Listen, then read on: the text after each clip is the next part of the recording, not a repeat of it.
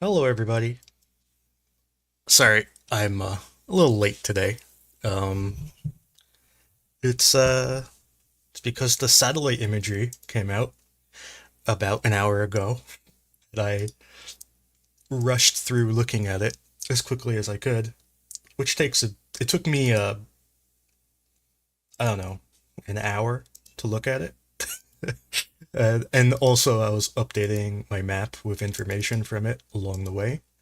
So that's why I'm late.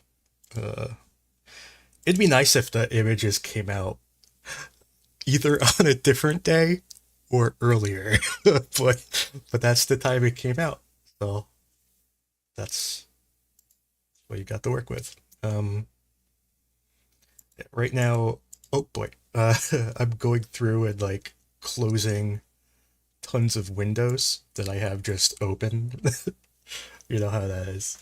Anyways, so there was some interesting satellite imagery. I'm hoping this works when I click it. Do you think it's gonna work? Let's see. Yay, it worked. Okay. So there is imagery that's interesting. Unfortunately, all the imagery is up here in the north, where we don't really care that much, to be honest. It would be a lot more interesting to have imagery down here. But there's a giant cloud right here, so we can't see anything. And also there's a giant cloud right here, so you can't see anything there either. And also there's a giant cloud right here. So yeah, that was fantastic. But up here you could see. Um, so yeah, now I'll go through that in a minute. I'm gonna give people a time to join the stream and all of that. Thank you, Peter. Um, so yeah, today um, there's there's a lot happening right now. So today's news is kind of an awkward day for news, because the news is in the process of happening. There is the one kind of funny slash interesting thing where Ukraine um, broke a boat. Uh, they crashed into it with their little drone boat, which is interesting that they would attack this position of a drone boat, with because I imagine they launched them over here, so that's like a pretty long distance to go. It's about, I mean, it's getting close to like the furthest they could go because like Russia ends over here. So like, I mean, what's the distance and the difference in distance is 200 kilometers, which I guess is pretty far. But this is like a pretty long trip. Uh, we're talking, what is this like? What would this be? I don't know, like 800 kilometers or something.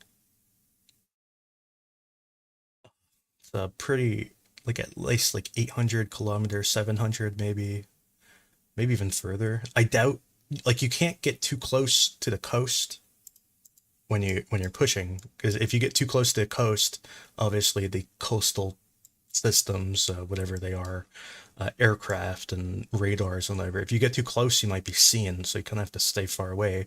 And it's a long way. Um, then we had some videos of trains moving equipment and a truck flipping upside down. So there's that's kind of some stuff there, and we also had some news of mobile crematoriums set up in Melitopol, and just the normal kind of Russian stuff. So yeah, they broke a boat. Okay, so regarding what's going on in the Robotyne area, I am not convinced there's much going on, to be honest. I'll go to a different map, I guess, so it's easier for people to read it. Um, I don't know, man. There's on the satellite imagery, almost everything is a cloud, but we could see this one little spot here, right here, which has a ton of trees have disappeared over the course of the past few days, since the last image, which I think was 3 days ago. So these trees were shelled. We don't know what that means really, but that position is right here. It's a Russian held position, most likely. Um, Maybe it's not. Maybe it's not Russian held. I don't know. I feel like my map is weird right now. Give me one sec. One sec. I think I made a mistake. I feel like my map is wrong. Um,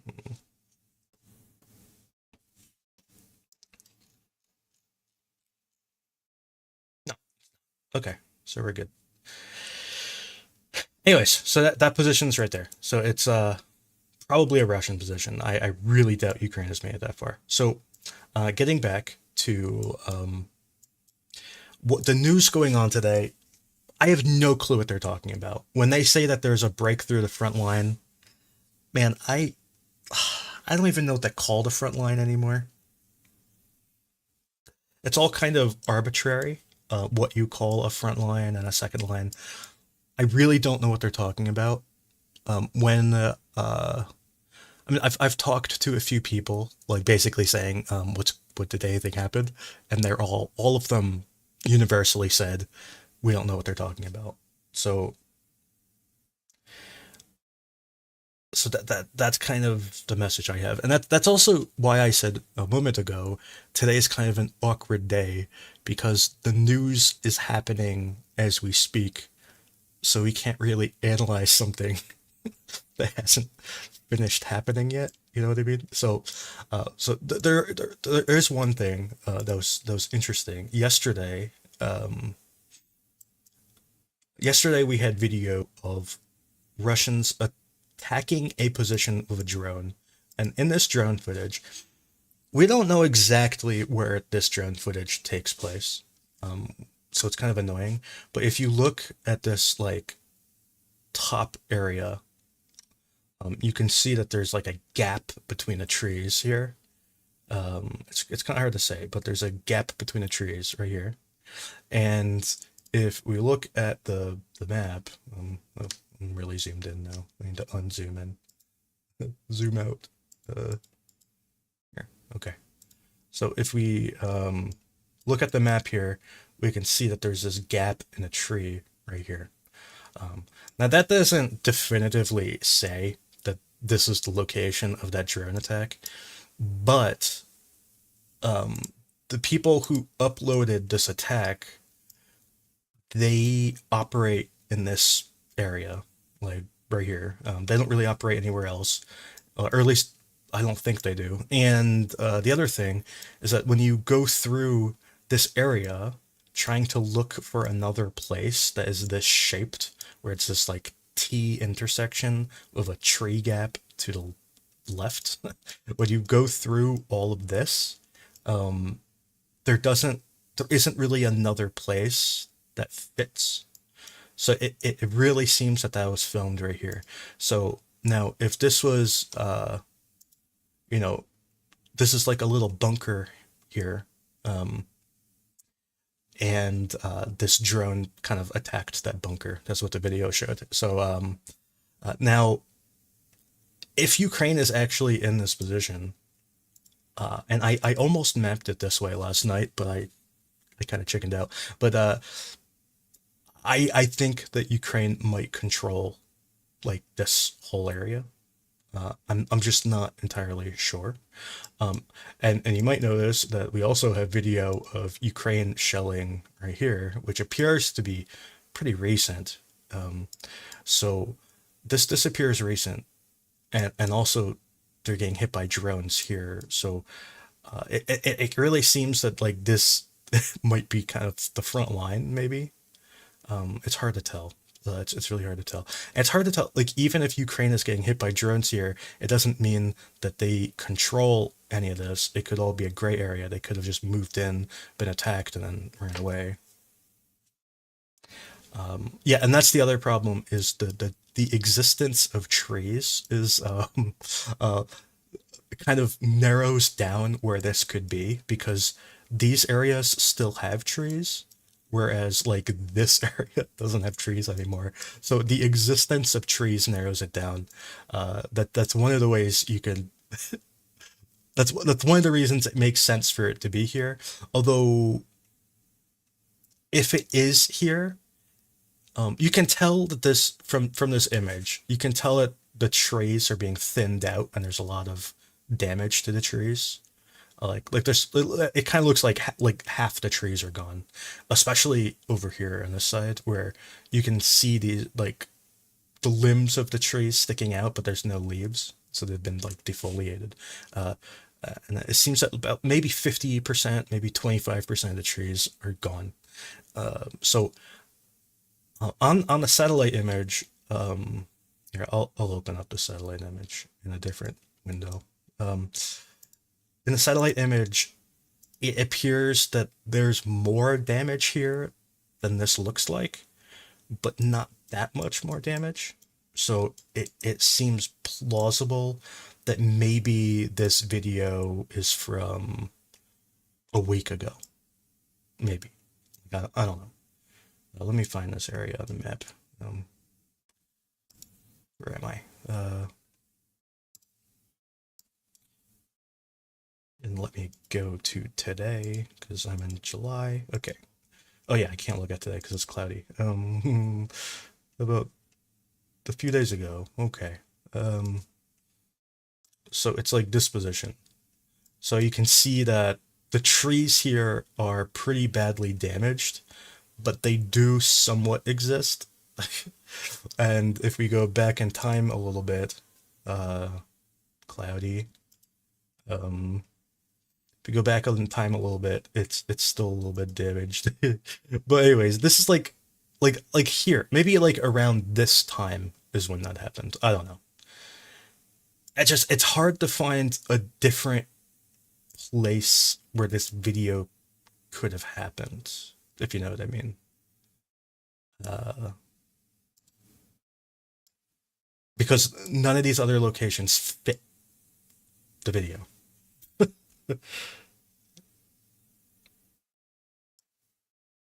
Okay, well, you think it's somewhere. Let's see. Let me, if Google is not letting me like copy paste what you typed, I'm just gonna have to type it myself. Okay. Let's see. Let's see what you have. You think you know where it is? Let's see.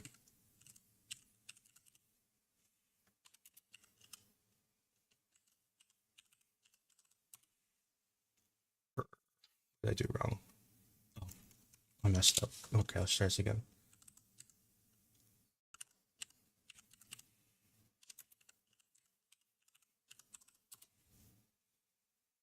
Why are you no worky? Oh, I'm confused. I'm just gonna try it in a different thing. Here. I'll try it here.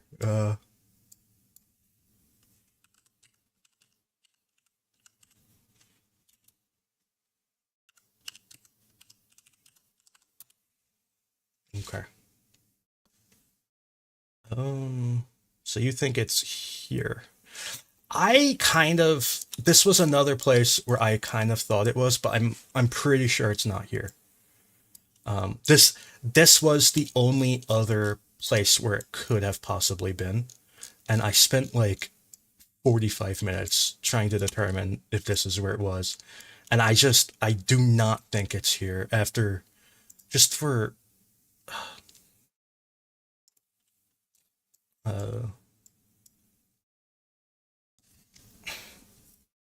I hate clouds. Why are clouds always in the way? Okay, where did the image go?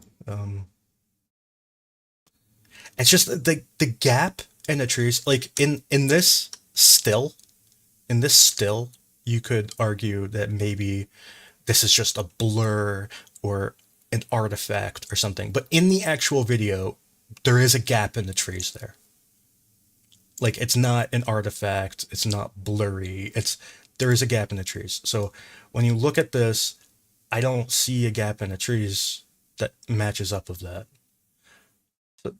And also the level of tree destruction is significantly more.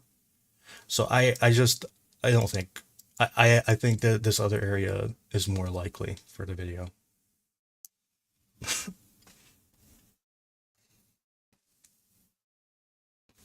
Yeah. Thank you, Bobby. And thank you to everybody who donates to the map fund. The map is expensive. And hopefully hopefully we will soon be able to add new features, because there's features that I would love to add to the map. Like I would love to make this feature like standard for everybody to look at, the topographic thing, but we just can't right now. Um, because I think it's really cool and useful. Um, but yeah, that's one of the features I'd love to add for everybody. Um, I'm gonna turn it off. Anyways, but yeah, the clouds doing OPSEC is annoying. Anyways, so moving on. Uh, so 2 days ago, there was like one of the most intense video days, I think, since like last March when the war started, or late when the full scale invasion happened. There's like this, all of these like all of these like drone strikes on various vehicles. Um, this was like an SUV. That was like a BTR 80. I think this is an S60. I had trouble identifying this, but I think it's an S60. I don't know, maybe it's not. So there's like all these like drone strikes is just like crazy amounts, and then like even more like T80s and like another T80. Like there's so many strikes 2 days ago, and I'm not saying that all of these events happened 2 days ago. Um, these are marked from, if you remember the last stream, we looked at that video briefly. Um, so that's from that. And then there was this tank exploded, and then there was another tank right there exploded. We marked it yesterday. I don't think it's a T-72, but whatever. So 2 days ago was absolutely intense. It was crazy the amount of things that videos that we had to go through and mark all of these things. It took forever to go through this, but um, but yeah, it was like a week's worth of stuff on on like one day. Absolutely wild. So so you can, if you want to go through and watch all these videos that we went through. Most of these have videos. Some of these events do not have videos. The ones that don't have videos are mostly um, government sources that don't release videos. That's mostly what these come from. So these helicopter attacks come from like mostly government sources, like regional governors, the police, sometimes generals will say things. So that's what like a lot of these unmarked things come from. So these unmarked ones are not exact locations. They're just like in the here they said they said Hulepole got hit by um like 7 bombs, and I just kind of marked 3 little dots because that's kind of what happened. And then like Malatakmaka and Orahiv, these two combined got hit by another 7 bombs. And so anyway, so the unmarked icons, that's kind of what the unmarked icons mean. It's usually from governors or official resources stating that something happened, but with absolutely no specifics. All of the ones that have Photos and links are obviously geolocated. So I just want to state for the record that's what those mean.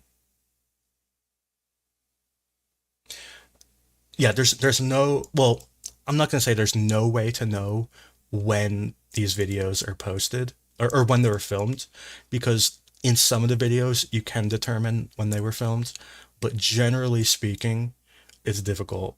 It's actually pretty time consuming to figure out when stuff is posted. But anyways, I'm gonna get to actual news, instead of just talking vaguely.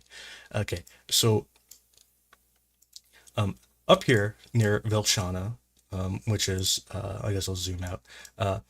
They were talking north of Kupiansk, near Sinkivka and Vil'shana. So it's between Sinkivka and Vil'shana. And if you look, so this is like Svatove over here. So this is to the north. This is like the northern part of the front, basically. So here, this is new. From what I can tell, it's very new. It's very difficult to tell when this happened, because of clouds.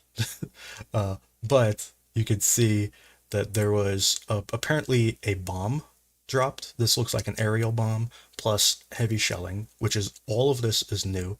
It's either brand new as of the past 3 days, or at most a week old, at most. So it's like between, like, either this happened yesterday or a week ago or somewhere in between. So that's what this is, and we can now see this on satellite imagery because there's not a cloud there. And similarly, there's shelling here, although it's not quite as interesting to look at.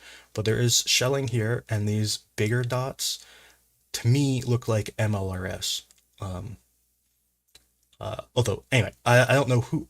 So I don't know who is doing this shelling, whether it is Ukraine or Russia.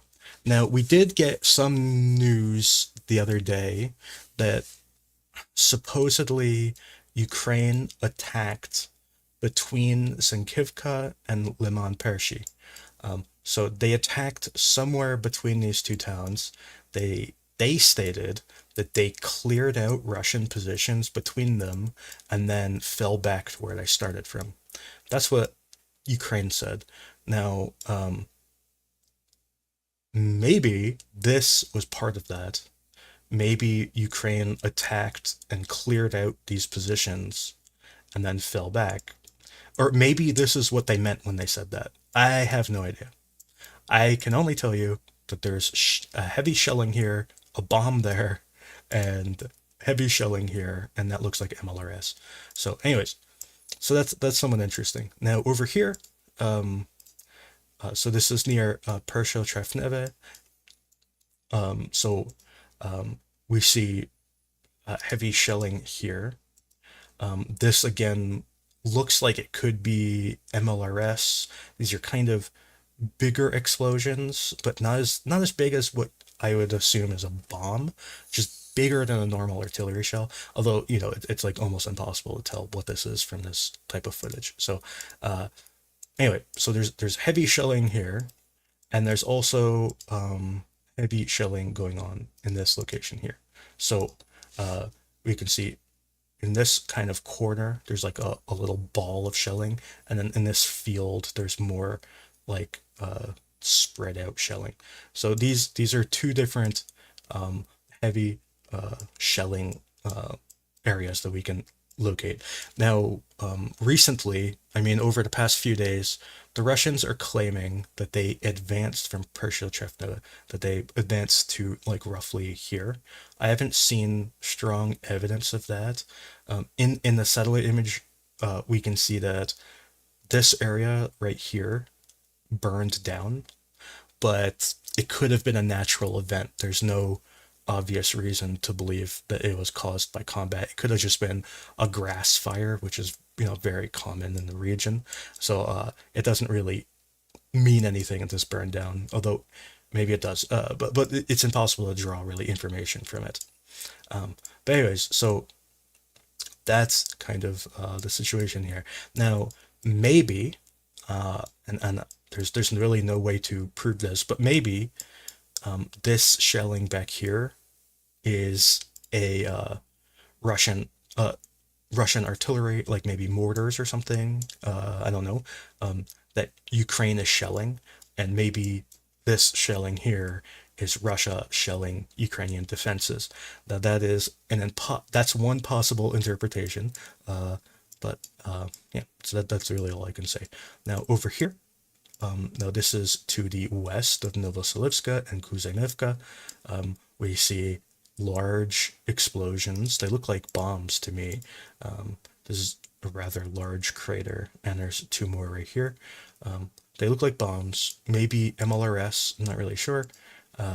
So this is back here. This is kind of where you would expect artillery or perhaps electronic warfare, counter battery radars.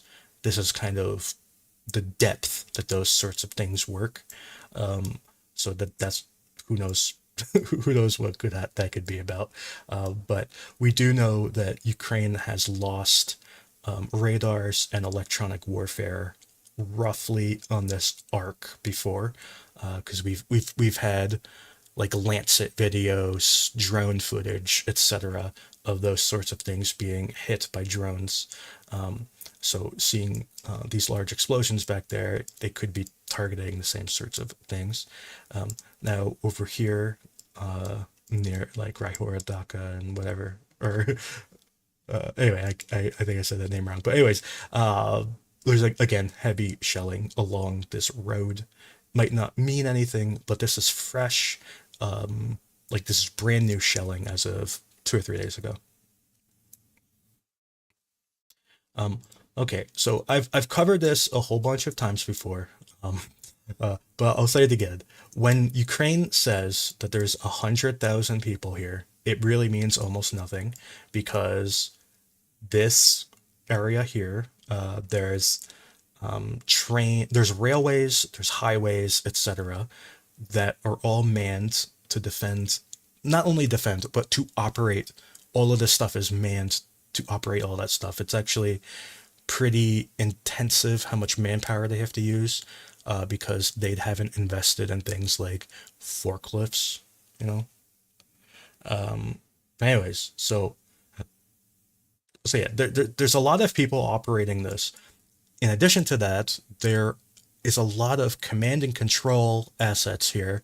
So you're talking about all of those headquarters and all of the people who go with it, which amounts to actually a lot of people. Third, this is a training area where Russia trains a lot of their forces are trained here.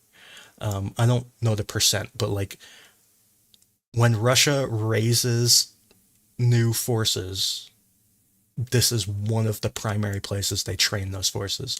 So when you talk about 100,000 guys, a lot of those 100,000 are trainees. They're getting trained in like there's all sorts of like training centers all back here. So yeah, that's what they mean when there's 100,000 people here. A lot of those 100,000 are these they're logistics, they are command, training centers, there's repair depots. There's all these sorts of logistics back here that account for a lot of that 100,000, and then the rest of the the rest of that are frontline troops. Okay, so that's kind of that. Now, regarding this kind of Novoselivs'ke area, we see that Russia is shelling Ukrainian infantry here. So Ukrainian infantry are getting shelled in this kind of location. Now, over here, like right here, Russia lost a tank. Over here, they lost more tanks. Um, and we see that Russia has infantry getting bombed by drones right here. So if you just imagine how contested this area is, that, you know, Russia's engaging infantry here and they're getting engaged there. So really, this town is about 1 kilometer across, if I remember right. So, oops. Yeah, so it's about 1 kilometer across. So this whole area is a battle zone, more or less. Now, also to the south, we saw Konstantin showed us the video in the last stream of Russian forces being destroyed in this general area. They tried attacking up this forest strip and did not go well. If you remember, I have these marked as destroyed tanks there and there, and this destroyed tank, we're not sure whose tank this is. Konstantin insisted that this was a Russian tank. I'm kind of 50-50 on whose tank that is. And then, of course, there's the M113, which was destroyed. So that was a failed Russian attack along this tree line here. They also tried to attack up this road into Novoselivs'ke, and that failed as well, where they lost multiple tanks. Some of them to artillery, some of them to other things. So yeah, that this whole area is extremely contested. Now, when we go down south a little bit in the Ryhorodoka, anyway, so this area here, this is I see, other than this shelling, or whoops, well, there's this shelling here that was shot by an ATGM shooting a Ukrainian position, and this shelling along this road, and there was airstrikes over here. Other than that, I see very few signs of combat. There've been no real videos. The satellite imagery shows almost nothing other than what I've already noted. So this whole area here seems to have died down. I see almost no evidence of fighting. And moving on down, so this also what we can't look at this area east of Nevsky. We couldn't look at any of this because it wasn't on the satellite today, so we got no information. The satellite like stopped here, so this was off the view today, and so we have no information from there.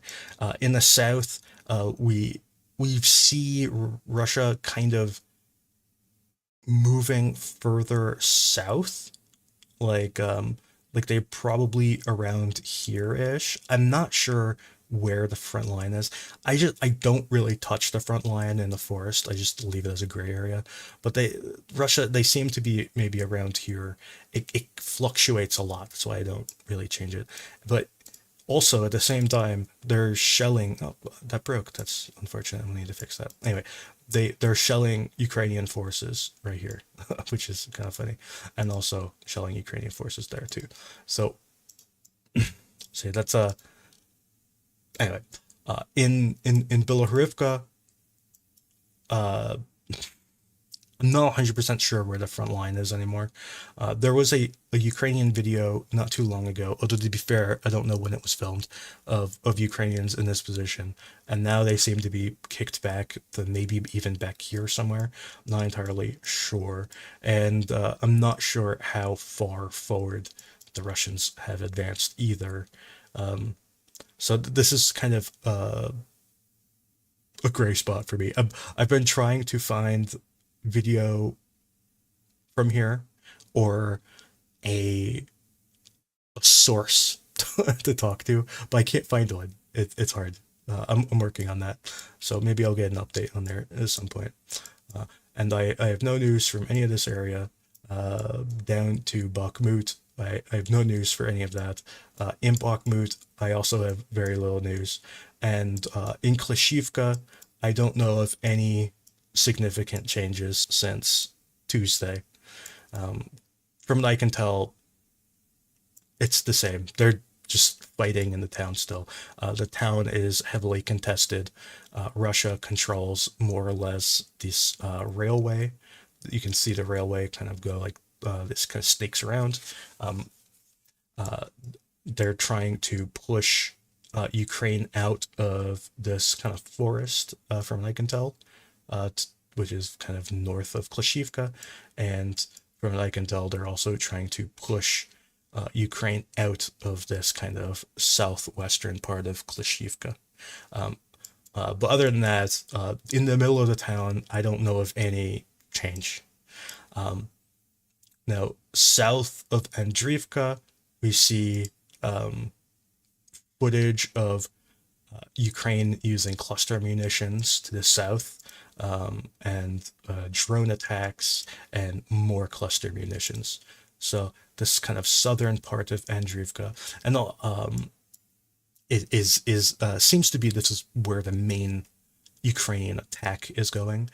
They're from what I believe personally, I believe they're trying to get to the end of this forest strip and then penetrate um, into this railway. That's kind of what I think they're going for. But I guess we'll see.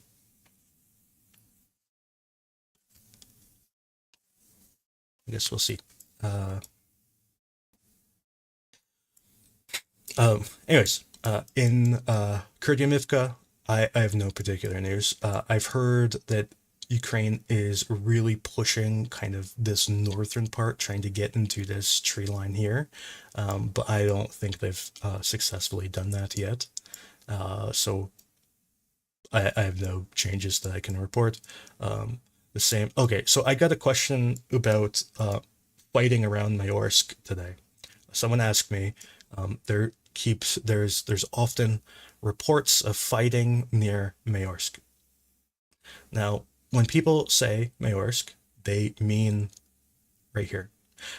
The general staff, they report this as Druzhba. They report it as Druzhba. Uh, Russia reports it as Maiorsk. So that's just something to keep in mind. When Russia says Maiorsk, they mean right here, and when Ukraine says Druzhba, they mean right here. Okay, so oh, and another thing I should say: when Ukraine says Delivka, they mean right here. That's basically what they mean.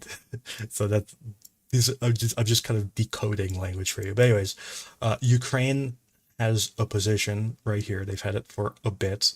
See, I have it marked since June 7th.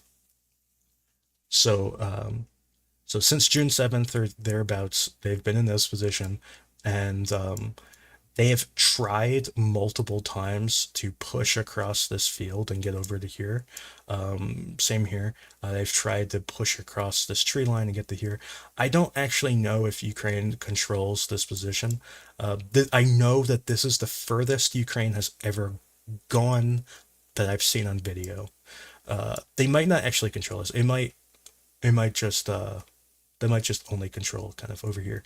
This might be a gray area, but Ukraine has multiple times tried to cross. They've had more than one attack where they've tried to cross all three of these simultaneously, and it did not go well at all. It was actually very bad. It went very badly.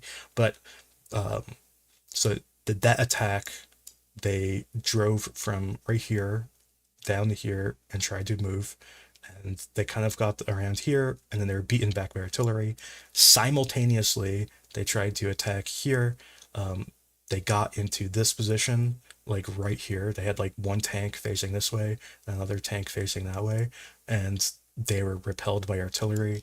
And simultaneously to that, they had another assault moving up kind of along the canal, and another one up here, and that was also beaten back by artillery. So that when Russia says there's fighting in Maiorsk, that's what that means. Um, I don't know of any major assault here in a very long time, like in a month or two. So anyway, so that was a question I got earlier today. So uh, now moving on south, there are rumors. I don't believe them. I just want to state that I don't put any value in in these rumors, but there are rumors that Ukraine has pushed down into um, this kind of forested area, and that they are not attacking Novobakhmutivka, but that they are in the Novobakhmutivka area. I don't believe those rumors. That's why I haven't updated map or anything. I do know, I can tell you with absolute certainty that this area right here, from right here, from right here, all the way up like this, all the way up and up to here, like this, and then over to here, is a crazy dense minefield. When I say crazy dense, I mean the mines are touching each other. Like if you imagine like five mines, like five circles, like that's like the most dense you can pack a circle, right? So there's like five of the mines, and all five of them are touching each other. Okay? Like let me let me get a drawing thing. uh um okay. Here, I'll do this. This is probably an easy way to draw. Uh okay, so it's like there's like oops, there's like one mine like this, and one mine like that, and one mine like this, and one mine like that, and then one mine in the middle. Okay? It's like this all the way down. It's like that. Okay? If you know what I mean. That's what this is. I've seen videos of it. Okay, like I've literally seen these mines.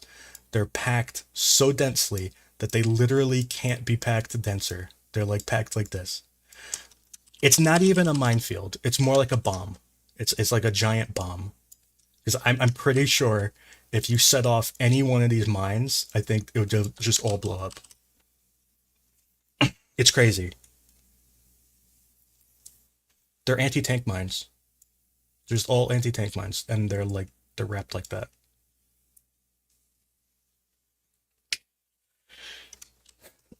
So that's that area. Um, but anyways, people are claiming that Ukraine is attacking this kind of northern part.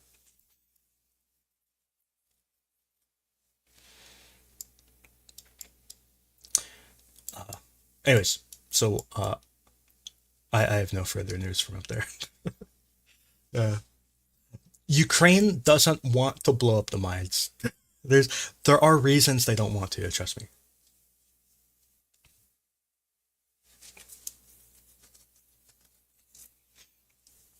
Anyways, I genuinely wish I could show that video, but I can't show it. Anyway, so moving on down, uh, Russia has they advanced and they took this position, uh, which is west of Kamyanka. Um, I honestly don't know if this position matters. Now this position here is actually super important. It's a really good trench system. You can see the trenches on the map. Uh,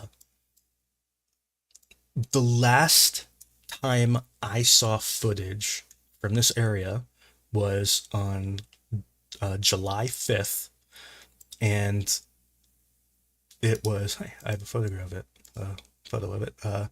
So this was Russia shelling Ukraine in this trench system, and you can even kind of see the trench kind of a little bit.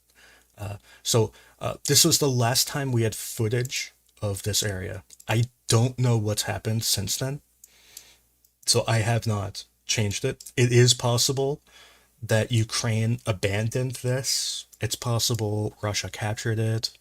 I don't know. But because I've seen no new information, I haven't changed the map.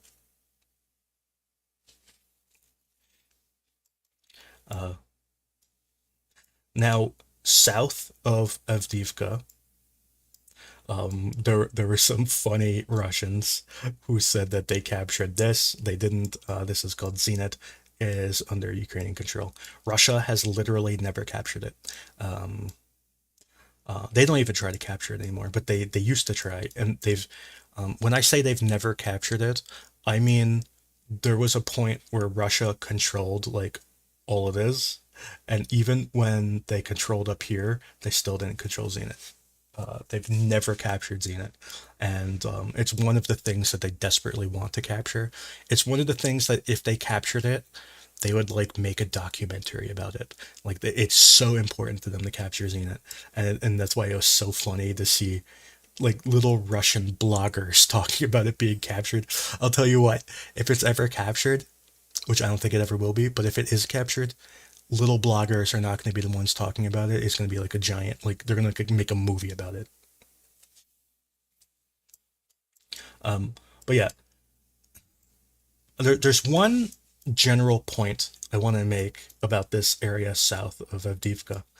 Um, and it's a general point because I have no specifics. So it's not even hiding specifics. I literally don't know what the specifics are.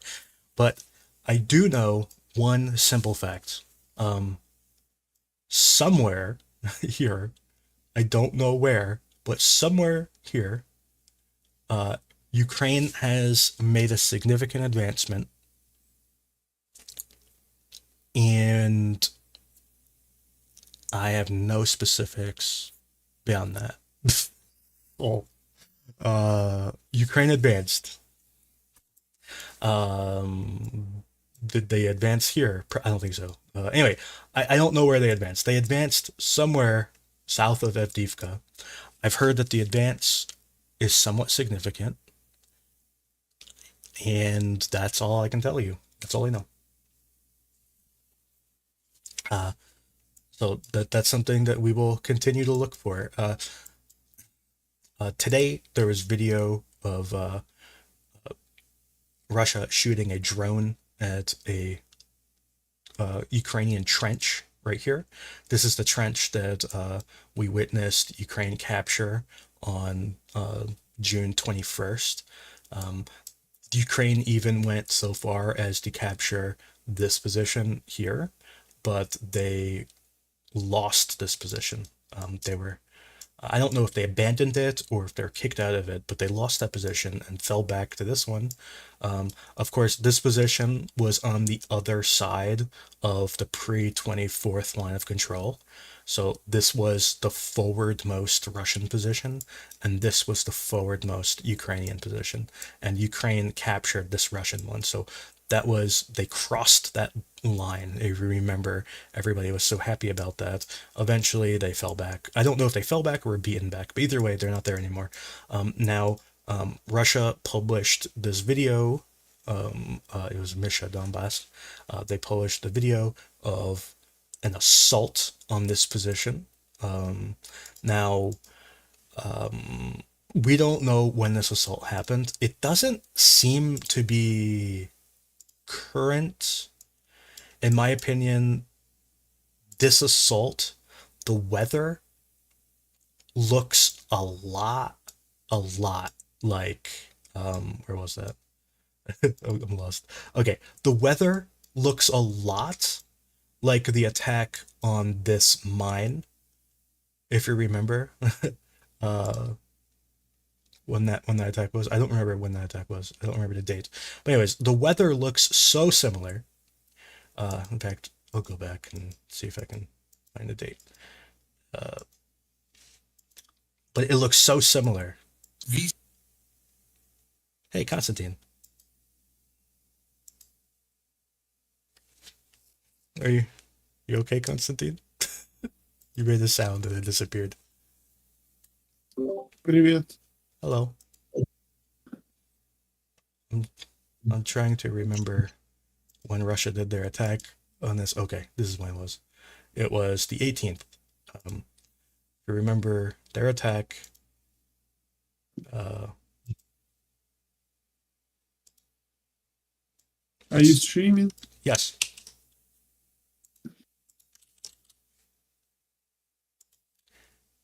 Okay. So this was their attack back then. Um, this was kind of an epic video that they made. I think this is actually one of the best drone videos of the war, personally. But so that was back then, and Now I'm going to jump back to today uh, and show you this video, because to me, the weather looks oddly similar. Uh, so yeah.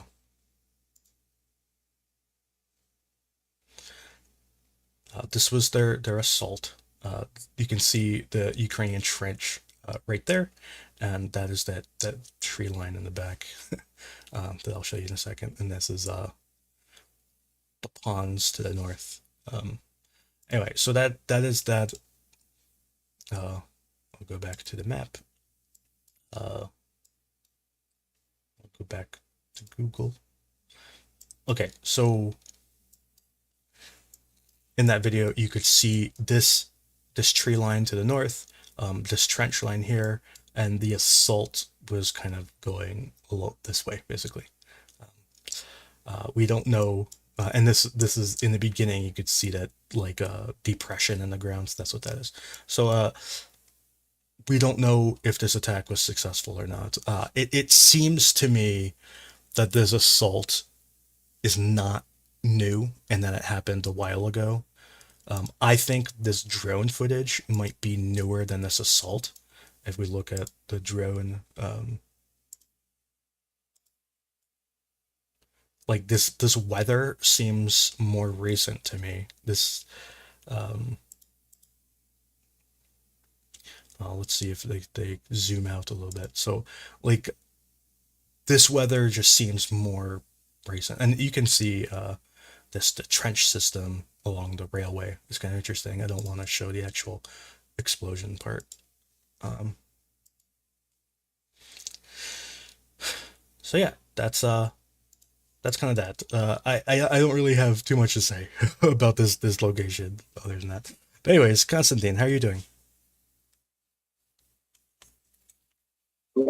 Sorry, I was on mute. Yeah, I'm doing okay. Having an allergy here, so I'm not perfect, but all right. I'm sorry. Are you allergic to sinking boats? The weed, the weeds. Okay. I was just curious. Yeah, no, I'm actually not. I very much like sinking Russian fleet. Hey, Charles is here. How you doing, Charles? Hey, good. Sorry I'm late. Yeah, had another conversation, but great to be here. Thanks a lot. No problem. Uh, okay. So moving on to the south. uh, we're getting almost to the part you might find the most interesting. Both of you, maybe. I don't know. Well, first there is this Ukrainian attack on Mikilska. Um, this is one of those things that I don't know what the current state of events is. I've seen today rumors that Ukraine has entered the town, which I find incredible in that I don't believe it. Like incredible. Uh, but they do appear to have taken most of these dachas, the northern part. There's these southern dachas, which I believe were never, not never, but not any time recently. I don't think these were in Russian control. There have been videos that we have of Russia moving down this road towards these dachas, and whenever in all of the videos that we've seen, whenever they cross about right here, they get just shredded by artillery. So I really think that Russia only controlled this road and nothing beyond the road. So I think all of these houses and everything were contested at best. Um, Maybe just a no man's land, really. Whenever Russia tried to enter these houses, they would get destroyed by artillery without fail, every single time. And in all of the videos I've seen, literally none of the Russians survived. It was like 100% death for all of them. It was some of the most brutal artillery videos I've seen. It was actually kind of similar to some of those Novoselivs'ke videos. But anyways, Ukraine is now attacking south towards these dachas. They captured these northern part of dachas. They're probably going to move south and try to get the southern part, and I think they are going to try to enter Mikhailska at some point. I strongly doubt that they will enter the town right away. I think their goal is to kind of flank it on both sides and force Russia out of the town to the south. And then once they're out of it, kind of pound them with artillery, try to push them out of the south, and only then enter the town. That seems to be more of the Ukrainian way of doing things rather than storming the town. I don't know. What do you think, Constantine or Charles? What do you think of that? Charles, please, what do you think about this? You are the only professional military man here. Yeah, so I mean that seems to be the way that the Ukrainian armed forces are going about things in terms of the South is, really like a very prepared and deliberate advance. So yeah, I don't see a lot of quote unquote storming happening at this point. I don't even think it's wise at this point, looking at how far in advance they have engineer reconnaissance, clearing capabilities and whatnot. It's really a slog through the obstacles, and especially when you get to towns, the amount of booby traps and other kinds of things that are set up in these environments, even though they're just rubbleized at this point, is very, very large. I think it's a very, very systematic and prepared advance. Yeah, this town of Mikhailska, it's shockingly intact. I'll put it that way. It's shockingly intact. For the length of time that this has been a frontline town, a lot of the structures are still there.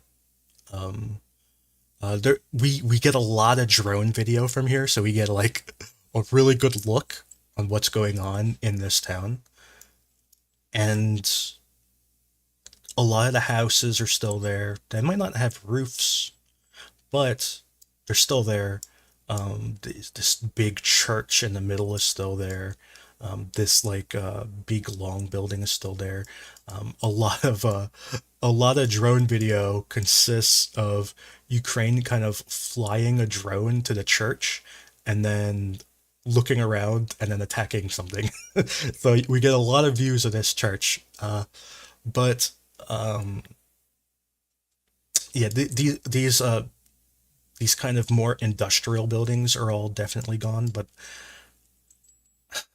I think if you were to assault this town right now, there's a lot of buildings and structures that Russia could defend, and I don't think you'd want to do that. Well, correct me if I'm wrong, but I mean, when we've seen similar settlements, towns in the way, so to say, is that they've actually sought to bypass them as much as possible and make the position untenable, apply pressure, but actually not try to do like the Russians did at Bakhmut, for example, and really go block for block, is really sort of bypass as much as they could safely, and not try to get into, not make the spearhead of their advance. Am I right about that? Because that's what I've seen. Yeah, I think so. The issue, you can, like I said before, you can go into these dachas and kind of push up over here into like this little forested area, etc. But the main issue is you can't really bypass this because you have Vladimir to the east, you have Pavlivka to the west, and then south of Pavlivka you have Shevchenko, And this area between Shevchenko and Pavlivka is very difficult to cross because it's just like big flat nothingness. And then behind that you have Yehorivka. So it's difficult. Basically, Well, these are Ukraine the has to really capture something. Like they have to yeah, capture a yeah, lot of. makes sense. But I mean, these are the really shallow river valleys running east to west, right? I mean, that's what we're looking at. I mean, because these villages are all in that east to west running river valley. I mean, it's really it's not a huge river valley, um, but I mean that's where the settlements are, right? Yeah, I will. I'm gonna turn on the topographic thing in a second. Uh, let's see. Uh,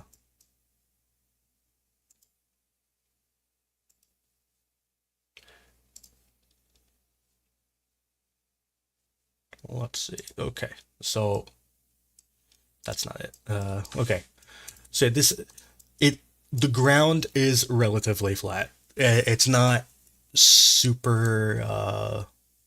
Yeah, so the low points aren't super low. That's kind of the point. Um, they are. It gets less flat as you go west, out of Pavlivka. So like um, so like as you get closer to Veliki Novoselka, it is more of a valley. But in this particular area, it's more flat. Um, However, there are these bodies of water. So the bodies of water are legit, and they have water in them. Like a lot of bodies of water are like empty out, from the weather or Russia blowing up dams, etc. But these are still bodies of water. Yeah. So my only point here, my only thought here is if you think of about this river valley as being kind of a continuous town or continuous urbanized area, as you showed there, like it's not bypassable, or at least the gaps between them is only a couple kilometers. Um, if I look to the west there, where they've already achieved the top of that quote unquote ridge, it's not really a ridge, but they've crossed the river and so on. Is my only point is just to think of bypassing, zooming out a bit, not necessarily of the settlement itself, but think of those settlements as kind of one whole thing, and to bypass that and thus maybe turn it. This is just speculation, but that might make more sense than an advance to the southeast than it would be an advance to the south. Well, I think if I'm reading the tea leaves here, I'm gonna just take a screenshot and draw the screenshot because I don't have my drawing tool up today, and I don't feel like turning it on. So I'll just do this. This will be fine. I think we're gonna see Ukraine kind of push up, kind of this way, and also maybe kind of that way as well. So I think they're going to push between these towns. I think Russia, maybe not. I don't mean. I'm talking over the course of months here. Okay, I'm not. I don't mean like this is going to happen next week. But I think Russia will be at some point be forced to pull back to around this position, and at that point, I think Ukraine will kind of. That's a bad color. I think at that point they'll move into the town kind of that way. I think that's the goal here. I think the goal is to establish control over this river, the whole northern part of it. I think that's what they want to do as kind of a step one, and then the step two will be somehow taking advantage of crossing the river because obviously they have already crossed the river over here. Uh, so they're already here. They could move that way if they wanted to. They have been moving towards Pavlivka like that. They've gained ground there, And obviously the goal here is Volnovakha, which is an incredibly important area. Okay, so I'll look at the topographic thing again, where you can see why. Here, we'll do this maybe. Turn off the. Here, 1 second. Here, I have an idea. I'm gonna do a thing. Here. Oh, okay, that was cool. Okay. Now we're gonna do another thing. Oop. Okay. So this is so now I've now highlighted Volnovakha with that giant dot thing, or giant target. Now you can see that Volnovakha is really kind of at the top of a hill that is it's kind of like one of the highest points around, and it is at the intersection of a ton of really important highways. There's the highway that goes from Donetsk to Mariupol, and also this highway kind of splits off and goes down to Crimea, and it also splits off and goes over to Rostov. So, and in addition to all of that, I believe they also have a rail line that goes through here. So Volnovakha is incredibly important. There's no two ways around that. It is any reason you can think of it for being important. It is. It's important in every single way. It's logistically important. It has the terrain advantage, the height advantages. It puts you within easy distance of hitting Mariupol with Gimlers, etc. They can already hit that with they can already hit Mariupol with stuff, but getting these extra few kilometers make targeting easier, just because it gets more into the sweet spot of their range of the missiles. So and also it can cut off Donetsk and the south, cutting all these major highways. So yeah, Volnovakha is incredibly important. It's one of the most important areas in Ukraine for Russia. So and it is so close to the front. That's why Russia desperately wanted to capture Vuhledar, and that's why they will do everything in their power to defend Mikhailska and Volodymyrivka and all these other towns. They will do everything they can possibly do to defend this area. I guarantee it.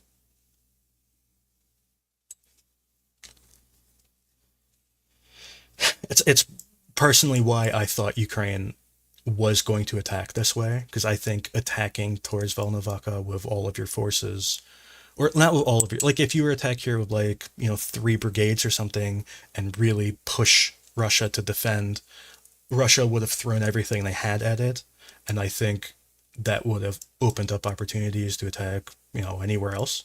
I thought that was going to be Ukraine's plan, but instead they decided to attack towards Tokmak, which I personally think Tokmak is a much less significant city or town or whatever you want to call it than Volnovakha. Yeah, I mean, just what I see there. I mean, and we're not talking big sweeping arrows or anything like that. I mean, giant, massive envelopment activities. That's not possible with the equipment and the obstacles that they face in front of them. But I mean, one of the benefits in moving parallel to the front lines is that the avenues of approach and the avenues through the obstacles are more predictable. Most of these things are designed, against a frontal attack, and especially if you have settlements in the way. Urban areas can be treated as obstacles as such, because they can be strong points, they can be highly reinforced, they take a very long time to clear, and so on. And that's why you kind of try to bypass them. So, I mean, when I look at this and when I look at the terrain, and the attack, you sort of mentioned there, is actually moving. If you zoom out from those three settlements on that riverbed, or then in that valley, is, well, if you're already on the ridge, push southeast from that ridge, and but that takes a certain level of coordination and planning and all that stuff. But that seems more likely than simply attacking south. But we shall see what they do. Yeah, we'll see. And okay, so moving west a little bit. So Ukraine has captured Staromaroske, Staromaroske, and anyways, there is on the satellite imagery today, there was this heavy shelling to the west of Staromaroske, and these craters, they look to me like either aerial bombs or MLRS, larger MLRS, like a Sparch or something like that. That's what they look like to me. And we've heard from the Ukrainian General Staff that Russia has been attacking west, trying to reestablish positions that they lost west. Now, I am not 100% certain where the Russian line is at this point. I kind of think that Russia's been pushed back more south than I have it marked. I think they're kind of more down here, and that they are trying to push north. And this artillery, I kind of think, is actually a Ukrainian towards the Ukrainian position. Like, I kind of think Ukraine is here basically, and that Russia is down here, and everything in between is a gray area. But I've not been able to find firm evidence of that. And when I can't find firm evidence, I just don't change my map. So my map is unchanged, even though I think my map is wrong. If that makes sense. So yeah. So this shelling is almost certainly Russian. It's almost certainly. I would be very shocked if it were Ukrainian. And we know that Russia is trying to move up on the western side of this town. At the same time, Russia has been trying to push east out of Urozhaine, and they're trying to push north towards Bilohorivka. So and Ukraine is trying to attack south from Bilohorivka towards Urozhaine. So that's kind of the overall situation here. Ukraine has made some movements, although I don't think they are particularly intense, and I don't know if they're even still ongoing or if they've ceased them. But they've made some movements towards Pryyutne from Rivnapil, moving kind of southwesternly, so moving like this. Now, there are some Russian sources who claim the front line is basically this tree line here. You can see there's one continuous tree line going all the way across. They're saying the front line is there. I've seen absolutely no evidence to support that. So, I mean, it could be true, but I've seen literally no evidence. So,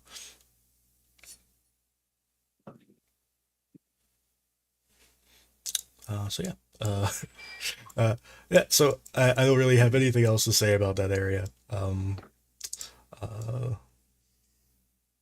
don't know. I don't know if either of you have anything to say about this area. Do you? What do you have, like, an opinion? I did not watch it, but it's we've been hearing that Russians were dooming that we're gonna get Urozhaine. It's obviously not the case, right? Yeah, it appears not. Yeah, I Not yet, did anyway. not understand the dooming myself, but I was hoping they're right. And Well, I think Urozhaine is screwed. I don't think it's defensible. I think, from what I can tell, they're holding Urozhaine with two things. They're holding it with artillery and helicopters. How long can you hold a town with just artillery and helicopters? So are you saying that they don't have enough infantry there? They have the infantry, but they're surrounded on three sides and getting shredded by artillery. Which do you know which unit is on the east from Urozhaine? I don't know. Trying- I'm not sure who they are. Okay. How deep, like how wide is this river? Not very. Oh, it's pretty wide. It's wide. It's like But especially right now, it's quite low. Yeah, I think it's only like 5 to 10 meters or something like that. yeah, it's not that small. Try crossing 10 meters of water. Yeah, but it's summer like Ray's saying. So Charles is saying. But So not the water- all of it is that deep though. Like there are areas that are much more shallow and they're like natural fording positions and whatever.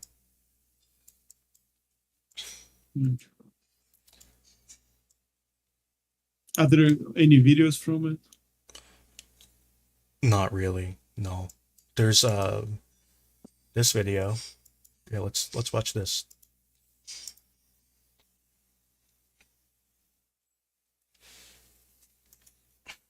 This is like the best I got. the drone video where Ukraine is using an FPV drone, but it is not the kamikaze style. It is a dive bomber.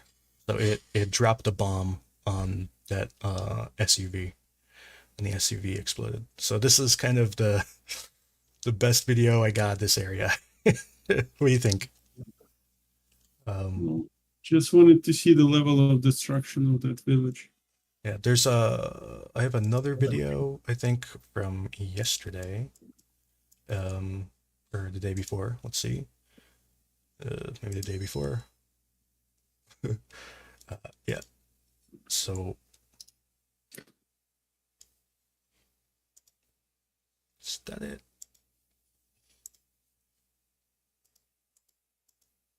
Yeah. So this is from Urozhaine as well.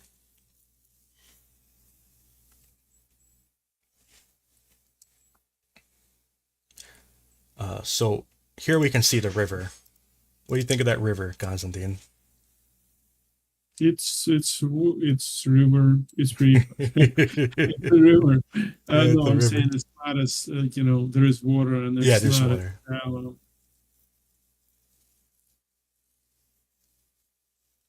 Yeah, it looks about as wide as like a 2-lane highway in that area anyway. Yeah, exactly. Yeah, and that doesn't take much to cross. I mean, just get a dozer and push stuff in, and then ford the rest, or build a ford. Well, if you cannot use dozer there, right? If you're under constant artillery fire, and there are not much. Is there like a vegetation where you hide equipment to get there? Because I'm just I think that as soon as you will get any engineering equipment, you will get pummeled with artillery. There is some stuff. There is brush and whatever. The issue So you is need- you that need to, like this is not a place for river crossing, right? You will be in the kill box basically if you cross there. You need to cross to the north, right? Somewhere. well, if you're in the north, you don't need to cross because Sorry, Ukraine's I'm in already at the south. north. I'm in south. I'm in south. south. Yeah, where your arrow is. That's I think this is because it like crossing another spot is like you are limiting yourself to a very you limit it to the left, you limit it to the right, and I mean you're in the kill box essentially. But I guess that's part of my question to you guys is, what is there from both sides, the accuracy at night? Because I mean, these kinds of engineering things you can always do at night. That's no problem. But of course, we don't see any drone footage or artillery footage, or very little at night. I know there's the Mavic Ts and whatnot that have thermal imaging, but I mean, what is your guys' impression in terms of what they're targeting at night is? I don't know what you mean by what they're targeting at night, but there are definitely enough thermal vision drones flying around and seeing what's going on. So I have doubts that it can go unnoticed. And there is so little light at this moment, right? It's how long does it stay dark? Like for around 6 to 7 hours, right? Yeah. So I think sundown now is probably about what 7:15, 8 o'clock at night, something like that. It will. I mean, it will get darker and darker and darker. But At I'm three just you already yeah. at 3 you already have it's not daylight, but at 3 you already can the dawn begins and you can see stuff in Ukraine.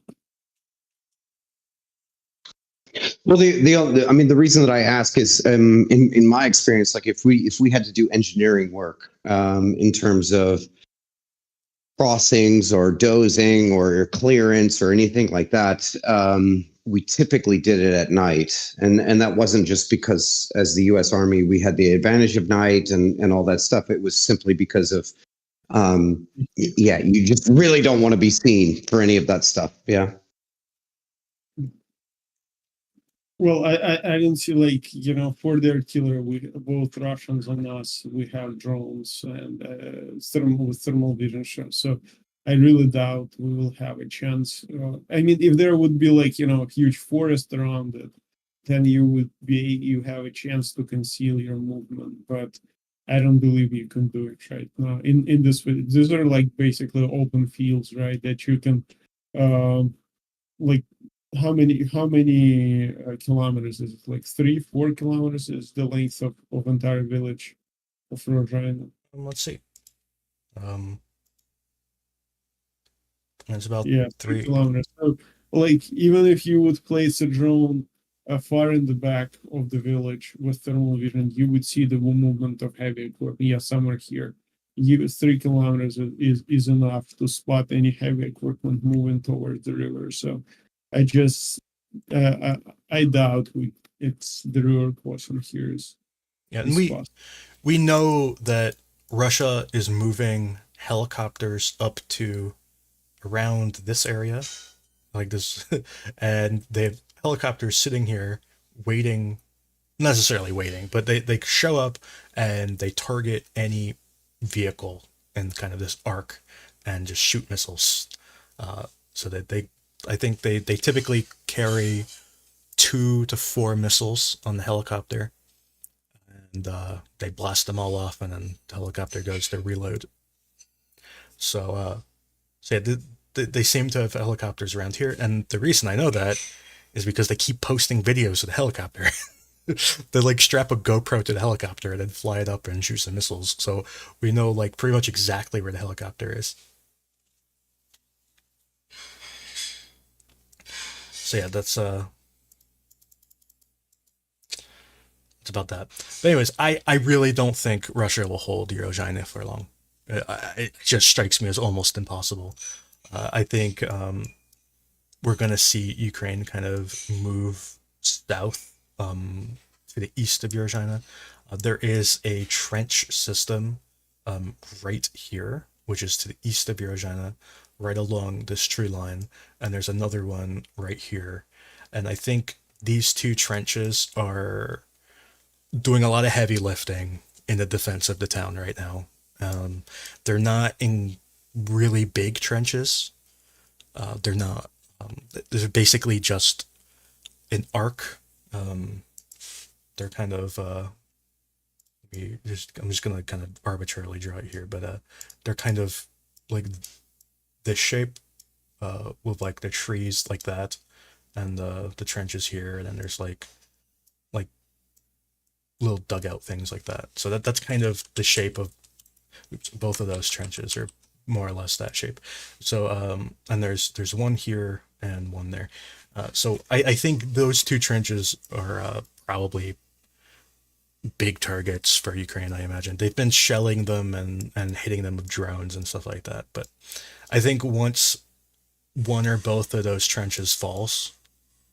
And Ukraine recently, apparently, I'm not 100% sure, but they apparently took this trench that was kind of right here, because Russia's now shelling it with helicopters and stuff. And I think these two trenches are kind of next on the list. Once they fall, I think Urozhaine's toast.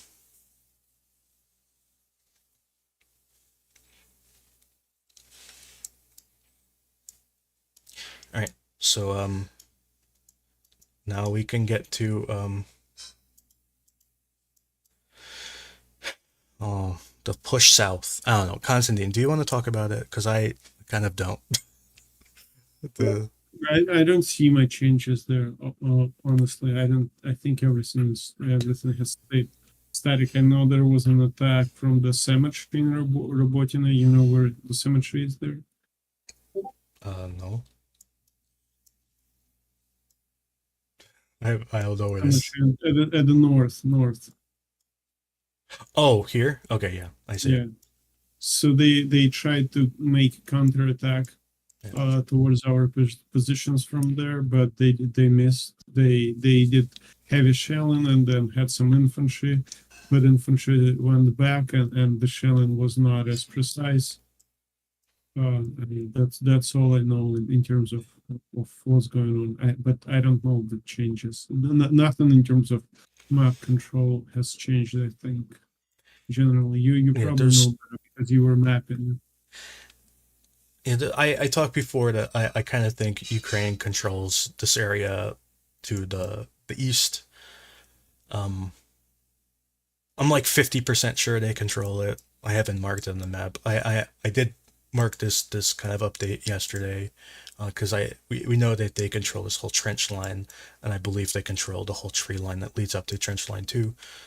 But beyond that, I have not seen any differences. I know today there was talk that Ukraine broke through in what was the language they said, like in a small area or something like that.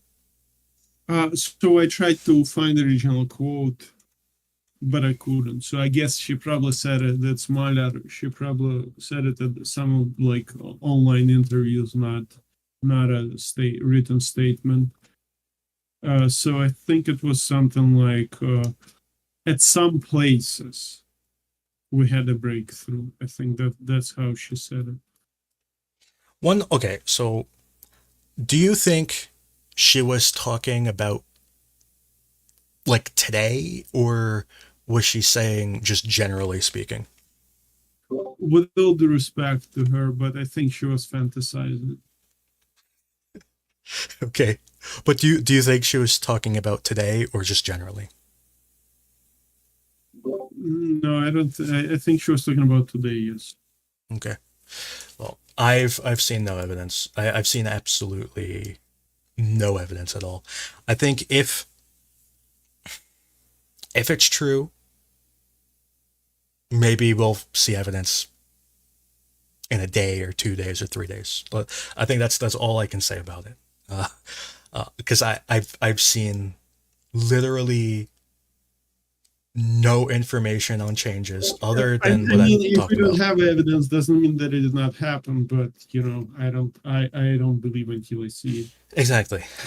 So all the evidence that I've seen is, and I've mentioned both of this already in this stream. First, there's shelling in this tree line, which is a Russian-controlled tree line. So we don't even know what that means. And second, yesterday, Russia apparently attacked this location, although I already talked about how I'm not entirely certain this is where that was, because it's really hard to locate. But I think more likely than not, this is the correct location for where this attack was. And I believe that Ukraine might, I don't actually know, like I think I'm like 50% sure that they might control this whole tree line down to this intersection, kind of like that. So that is the major change that I'm like even willing to consider. We saw the Leopard the video of the leopard exploding, we don't actually know when that leopard was killed. But that happened there. It was probably, I think the leopard was disabled a long time ago and then destroyed later on, but I don't know when that later on was. But anyway, the video, I saw it yesterday, so I marked it yesterday. Um, and then beyond that, I see no evidence that anything has changed beyond what I just said. And even what I just said isn't even that much. You know what I mean? It's like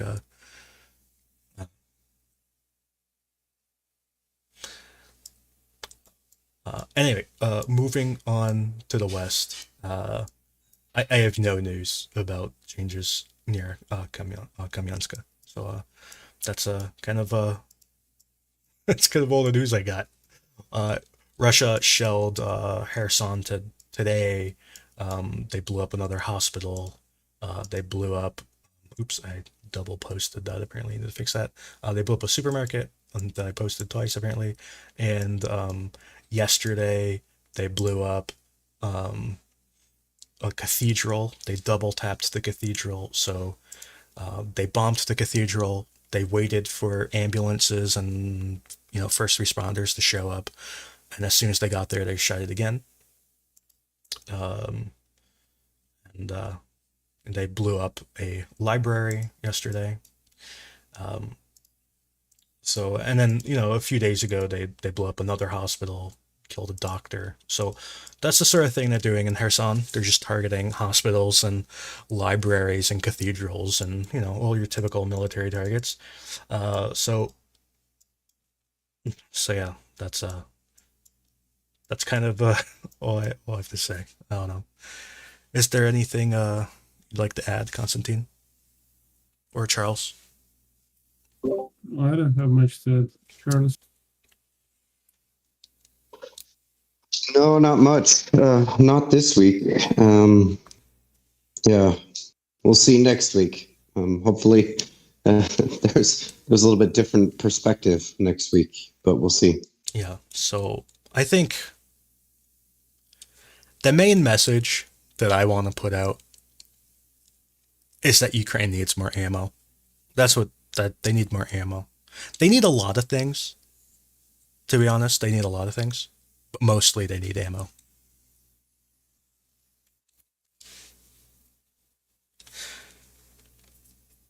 I couldn't agree more. I mean, there's a long list of prioritized items, but the main bottleneck is ammunition. And they need artillery. They need mortars. They need BMP ammo, tank ammo. They need all the ammo. And I mean, there's a ton of other things they need too. They could use some airplanes. They could use more armored vehicles of every type, probably. They could use more medical equipment and more drones. But I think most of all, they need more ammo. Yeah, I think about my engineer brothers and sisters in terms of demolitions, hook and line kits, stuff to keep them safe, because the amount of sappers who are dying right now is unbelievable. I mean, it was high before the offensive. It's even higher now. And yeah,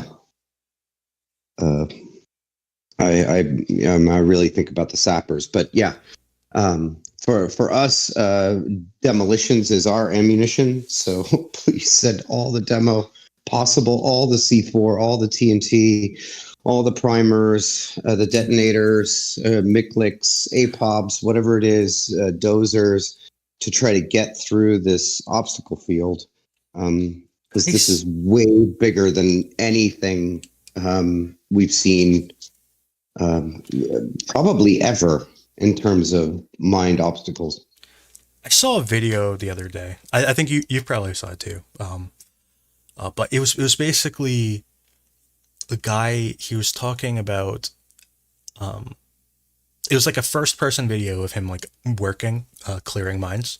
And he was talking about how because they don't have Mikliks or anything like that, or any sort of machinery to help them, that they have to do like literally everything by hand.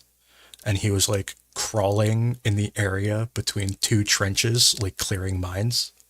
And I was just thinking to myself, like, that is like the last place I'd ever want to be.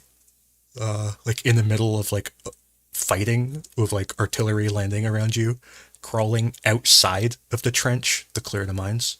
That sounds pretty awful. Yeah, I mean, we talked about this earlier in earlier weeks on the space about. I mean, most of the clearing is going to be done manually. Even with the Mikliks and whatever, it's just going to be sappers crawling on their stomachs with metal detectors, trying to find them. They're going to be interspersed with anti-personnel mines, with tripwires. They're going to use grappling hooks to try to pull the tripwires. But it's really like meter for meter, right? To try to get through it. Yes. And that's what he was looking for. He was looking for like tripwires. Yeah, and I mean, what I see from the engineers, the amount of death, the amount of amputated legs from the blast mines, the PMN mines, the OZM mines, the bounding fragmentation mines. The Russians have, like, I mean, this is the biggest mine obstacle I think that the world has ever seen. This is not easy. And Mikliks make things a ton easier. But it's also, I mean, it's 2,000 pounds of C4. So that has to be delivered, that has to be produced, like get them all of this as much as they can. Because if we're going to be measuring the offensive from here to Melitopol in terms of how fast can a sapper crawl.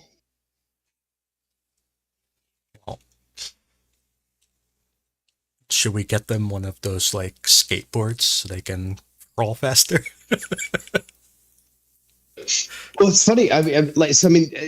What's interesting is the amount of like small scale innovation that the Ukrainians have been doing in this case. So, for example, I mean, that now they have this innovation of shoes. So that the soldiers can, I don't know how to explain this, but they're sort of like snowshoes.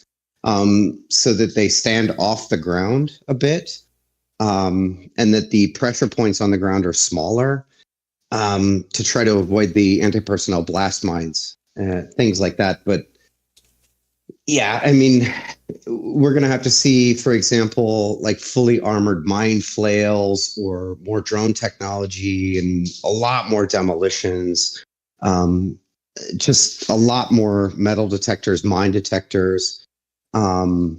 And not for the humanitarian side in terms of like a systematic clearing of everything, but just to try to get across that 1,000 meter field, like from point A to point B.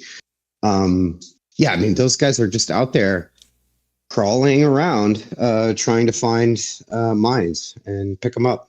And that's how fast we can go. Do you know of robots or drones that are for like clearing anti-personnel mines? Like, is that like a thing? I don't. So I know ground robots that, I mean, you'll see them with bomb squads and stuff like that. Who can, I mean, that's possible. There are some MRAPs that are able to do this kind of thing. But the drones, not really. That doesn't exist yet. Because I feel those dudes who like crawl around throwing grappling hooks, I feel like a drone could do that. Like just like drive forward and shoot a grappling hook and then like drive away. Yeah, I think that, I mean, it's not a bad idea. That may be the next evolution to do that. The problem with the grappling hook is that it only detonates I think the OZM mines, so the ones with tripwires, the bounding fragmentation mines. So it doesn't actually detonate the PMN mines, like the little anti-personnel blast mines. And then, but this is why you always mix the mines in defensive belts. That's what the Russians have done, because if you just have anti-personnel blast mines like the PMNs, I mean, you can drive a tank through it and they will all blow up and it's no problem for the tank. Like the tracks will be fine. They're not that big. They're just big enough to like basically blow your leg off from the knee.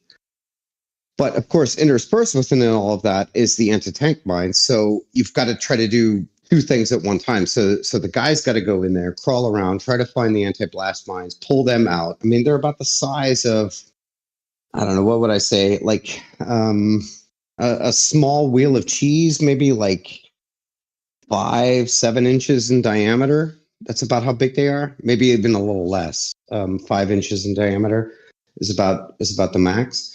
And you've got to try to find them and pull them out. They have a really low metal content, so you have to be really good with the mine detector to pick them up. They're going to have it sensitized so that they can actually pick them up. That shouldn't be a huge problem for an experienced sapper, but of course, like, you know, when you're losing sappers all the time, like how many of them are experienced? You know, how many of these things have they picked up? What kind of indicators are they picking up? Now they've been in the ground for 8 months or so. Vegetation has grown up. Now it's summer, so now it's started to die and started to become dry. Rains have set in. The ground doesn't look the same. So it's tough. I don't know how to explain this, but it's like it's really tough and it's really slow. And you're really just crawling really slow with a mine probe, and mine probe is like a fiberglass or plastic stick that you're just like sticking in the ground in front of you, going like inch for inch, and that's how it goes.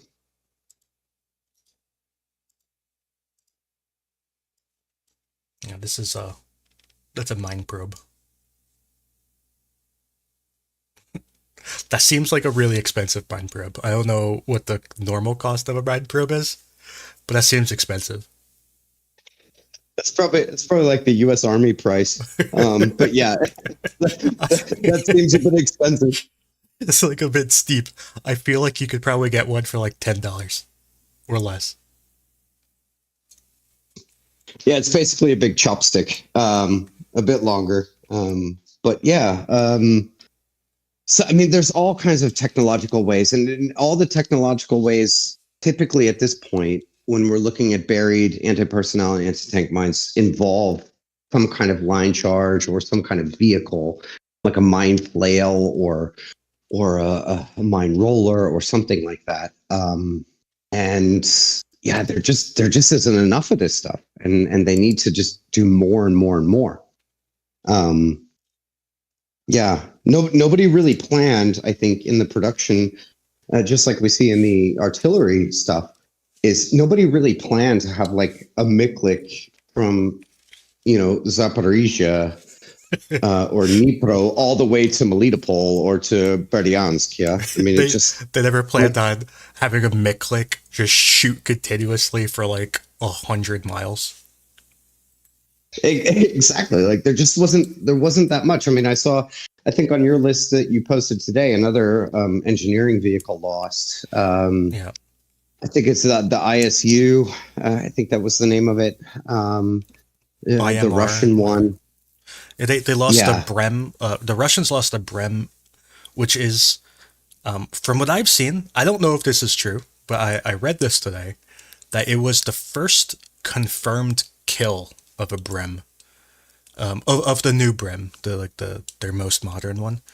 I know it's not the first one they've lost, but all the other ones were disabled and damaged. I think like all of them basically lost a track. Like they like, it's kind of funny when a recovery vehicle has to be recovered, but like all of them were damaged. This one caught fire and burned down. So I think this was the first actual loss that's been officially documented. Yeah, I mean, these vehicles are not common. I mean, they're great vehicles, but you have to protect them and all this stuff, and you know, they don't solve all the problems at once. Just like mine flails don't solve all the problems at once, and they can be killed. And this is something where on the development side, there's a lot of work to be done.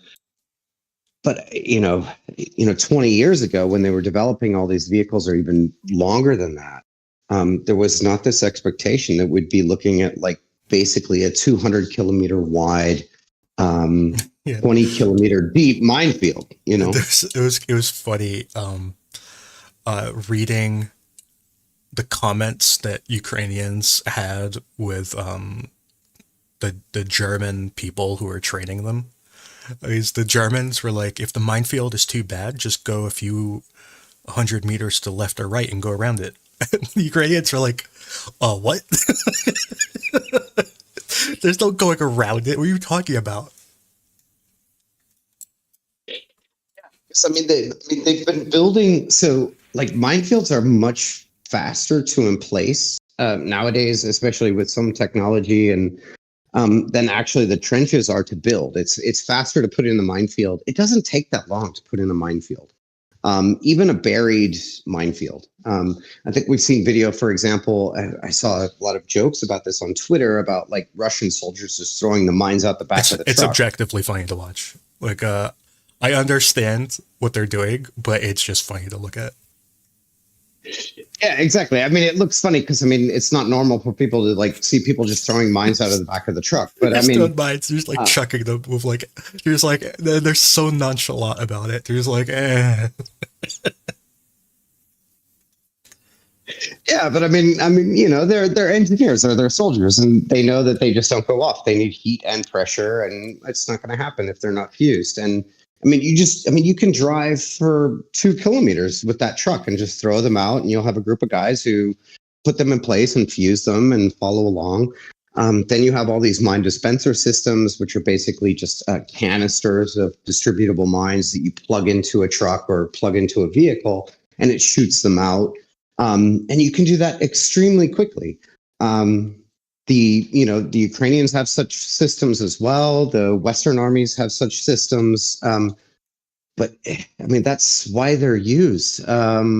It's just, now we're looking at a situation that when, like Surovikin took command, when was that? Middle of October, and started this entire construction. I think a lot of the focus was on the actual trenches themselves. But the trenches take a lot more effort and a lot more time to develop than the minefields do. Because if you're going to keep developing trenches, which the Russians are going to continue to do, this means pouring more concrete. This means more overhead cover, more sandbags, more firing positions with interlocking fields of fire. And this is kind of what worries me. I'm not like all doom about this, but of course, the slower or the longer it takes for the Ukrainians to get through these successive obstacle belts, the more time the Russians have to focus on making the consecutive lines stronger. I'm not sure whether at some point the sort of cost benefit on some of these axes of advance tips where the Ukrainians decide, okay, well, we've been able to quote unquote fix these forces or focus the Russians in these areas, and now there's another area that we can exploit. I think that's still possible. So we have some breaking news. Is it Crimean Bridge? Yes, the Crimean Bridge is the breaking news. Is it breaking the bridge itself? It seems that the bridge is the thing breaking. Yeah. The Kerch Bridge, you mean? Yes. Yeah. The Kerch Bridge. But it appears it's like there's only one picture. Right now, it's a picture of a ominous yellow glow next to the bridge. I don't I don't know what that see means. that picture. What's Do that? you see the bridge? Do you see the bridge itself on the picture? Because I don't. I just see an ominous yellow glow. Yeah, that's it. I don't know what that means. So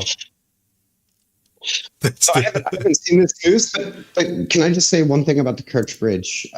Because the Kerch Bridge is really interesting in terms of the way it's constructed. So I remember when it was blown up the first time, I think back in October or something like that. What was really fascinating looking, because that was the first time that we got like damage assessment from underneath the bridge. Like the Kerch Bridge is actually a really weak bridge. It's a steel girder bridge over pylons with just two very, very long steel girders that hold the thing up.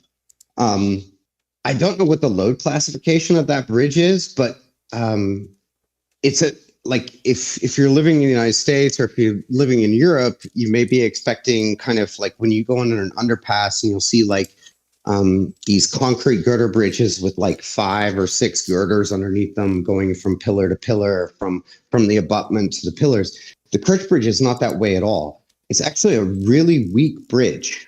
It just has 2 long steel girders that run pretty much the entire length of the bridge, and they're all connected together. And then just covered with like a steel platform with concrete on top. So it wouldn't surprise me at all. Like I've seen like also the last attack when they were driving cars over it and stuff like that. It was like, how is this bridge standing up? Because this is it's not a very strong bridge to begin with, you know. this is so funny. It says while Ukraine is blowing things up, Russia is building.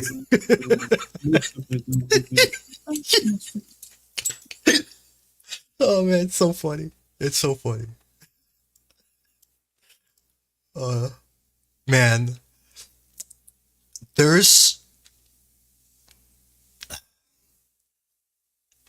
this is the sort of ironic statement that would make me happy if something actually.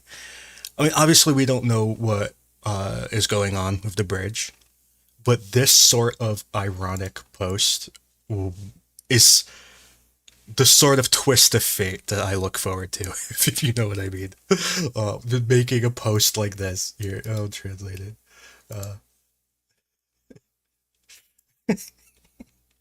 while Ukraine is breaking everything, Russia is building and restoring. It's like the irony is just lost on these people is incredible. Oh God.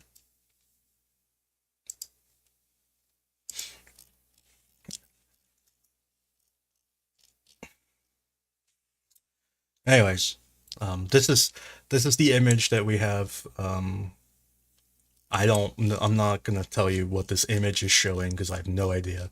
It's just an ominous yellow glow. What the glow is, I don't know. Maybe it's a fireworks show. I don't know. Uh, so yeah, Maybe it's not even bridge. Right? maybe it's not. Maybe it's not even in Ukraine, in Ukraine or Russia or anywhere close to the region. Maybe it's Mars. No, I don't know. Could be anywhere. It's just an ominous glow. So yeah, that's that. Uh, I've not seen anything beyond that. I don't know if you've seen anything beyond just that one photo.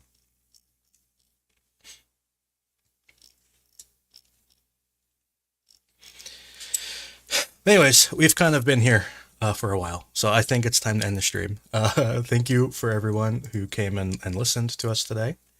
I'm going to end the stream now. Thank you for Constantine and Charles for coming, and we'll be back on Tuesday. All right, see you later.